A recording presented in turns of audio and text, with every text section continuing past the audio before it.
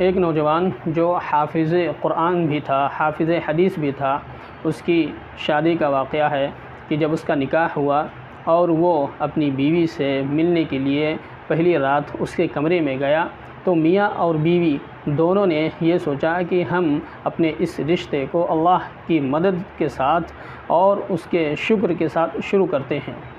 چنانچہ دونوں نے 2 رکعت نماز نفل و شکرانے کی نیت باندھی۔ بیوی نے جلدی 2 رکعت اپنی مکمل کر لی اور یہ نوجوان 2 رکعت کی نماز کی نیت باندھ کر کے قرآن کریم کی تلاوت میں مشغول ہو گیا اور قرآن پڑھتا رہا۔ اس کو قرآن پڑھنے میں اتنی لذت محسوس ہوئی، اتنا مزہ آ رہا تھا، اتنا زیادہ وہ مشغول ہو گیا، قرآن پڑھنے میں منہمک ہو گیا کہ وہ پڑھتا رہا۔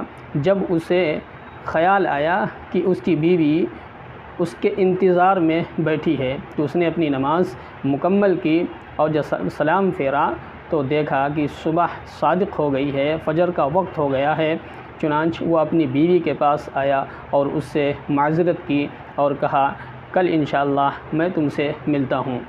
چنانچہ وہ مسجد چلا گیا فجر کی نماز ادا کرنے کے لیے۔ دن کو اس کے گھر والوں نے، اس کے یار دوستوں نے اس سے پوچھا کہ بیوی کیسی رہی، تمہاری بات چیت بیوی کے ساتھ کیسی رہی، اس کو کیسا پایا؟ تو وہ کیا بتاتا، بیوی سے اس کی زیادہ باتیں نہیں ہوئی۔ چنانچہ اس نے بتا دیا کہ میری بیوی سے بات نہیں ہوئی۔ تو دوستوں نے خوش طبعی میں اس کا مذاق اڑایا کہ یہ کیسا مرد ہے جس کو شادی کی پہلی رات بھی یاد نہ رہی کہ اس بیوی سے ملاقات کرنی ہے۔ اس نے قسم کھائی، اس نوجوان نے قسم کھائی کہ واقعتاً مجھے بالکل یاد نہیں رہا، میں قرآن کریم پڑھتا رہا، مجھے اتنی لذت محسوس ہوئی کہ میں ہر چیز سے بالکل غافل ہو گیا۔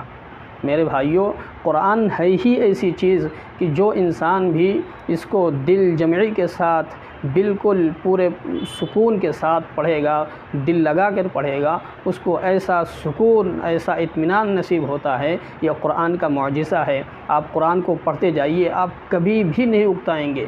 ایک نہیں 1000 بار پڑھیے، آپ کو ہر مرتبہ پڑھنے میں الگ تاثیر محسوس ہوگی، الگ لذت محسوس ہوگی۔ دنیا کی کوئی ایسی کتاب نہیں ہے جس کو 1 2 3 مرتبہ آپ پڑھیں گے پھر اکتا جائیں گے، لیکن قرآن کریم کو آپ جتنا بھی پڑھیں گے اتنا ہی زیادہ لذت محسوس ہوگی۔ یہ قرآن کریم کا معجزہ ہے۔ بندہ جب قرآن پڑھتا ہے تو وہ اللہ سے باتیں